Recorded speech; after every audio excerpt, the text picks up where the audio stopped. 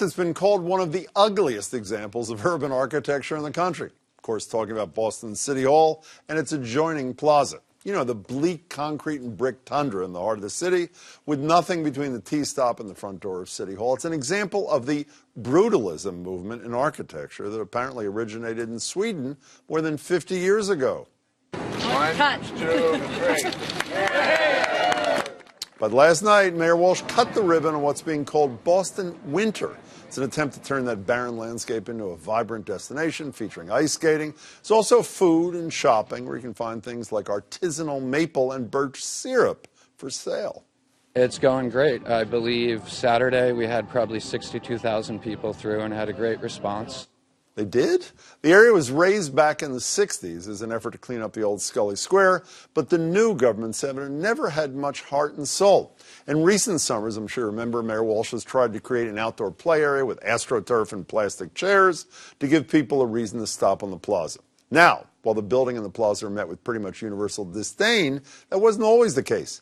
In 1976, a panel of architects called City Hall, this is true, one of architecture's proudest achievements over the last 200 years, but don't forget, many of us were also wearing leisure suits that year. Here to talk about public space and architecture, not fashion, are Jim Rooney. Jim's president and CEO of the Greater Boston Chamber of Commerce, who brought the lawn on D Street into the Seaport when he was at the Convention Center. Good to see you. Tom Keynes, the former Boston City Councilor, also served as the executive director of the Boston Society of Architects. Tom, good to see you, too. Great to be here. False start on Friday because the ice wasn't cold enough for the ice or something. Last night they cut the ribbon, as you saw. Is it worth the wait or no? Sure it is. I think it's a great attempt to provide a destination space for residents and visitors. I like programmed public space where there's something to do. This is a great attempt at doing it, and it's okay for things not to work totally perfectly at the beginning, and you just fix them and you move on. Here they go tomorrow. It's closing in 3 weeks. I mean, the shops or whatever disappear on December 31st, and the rink or some stays to February, and then it's gone. Like some stay till February, but it's a year-long concept called Boston Season, so there'll be a Boston Spring, there'll be a Boston Are you Summer. confident there'll be a Boston Spring? Absolutely. There's a 3-year contract, and the company that's running it, which is a subsidiary of Delaware North, the Boston Garden Corporation, has a contract, and they're already in creative mode to do some other programming on it. You as happy about this as he is? So the pictures last night were beautiful. They were. If you look at them. Yeah. I went by this afternoon. And? Doesn't look as good. I have to tell you that, you know, some artfully composed shots, light and darkness, can really make that place look great. But when you see it in the naked light of day, it's still Boston City Hall. It's still this windswept plaza. There's metal fencing all around. You're still in the middle of a construction zone. It really does not have much beauty. I love the ice skating rink. It's great.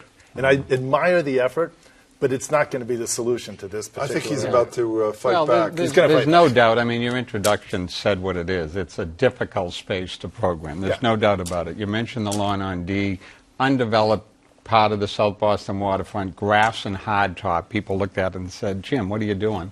And it turned out to be a great destination. People will go and create activity and fun, and that's what they're trying to do, and I think it'll all work out. Could you, is it do, I mean, remember, here's a quiz for you guys. Yeah. Who was the candidate a couple of years who prompted the headline in the Boston Herald, bulldoze it, meaning get rid of it, develop the plaza, and then rent space? I believe that was our current mayor. I believe that was candidate Marty Walsh. Look at the look on your face. Yeah, no, he was wrong then and he's right now? Wrong now to say bulldozer? But no. Now he's not saying that. Now he's saying, is it just possible? I mean, we lived through the Enchanted Village, which was one of the worst things in history. The stuff smelled. It was moldy. The circus. The trees. The circus is actually good, but now the circus is closed. You know, permanent. I love actually the Big Apple Circus.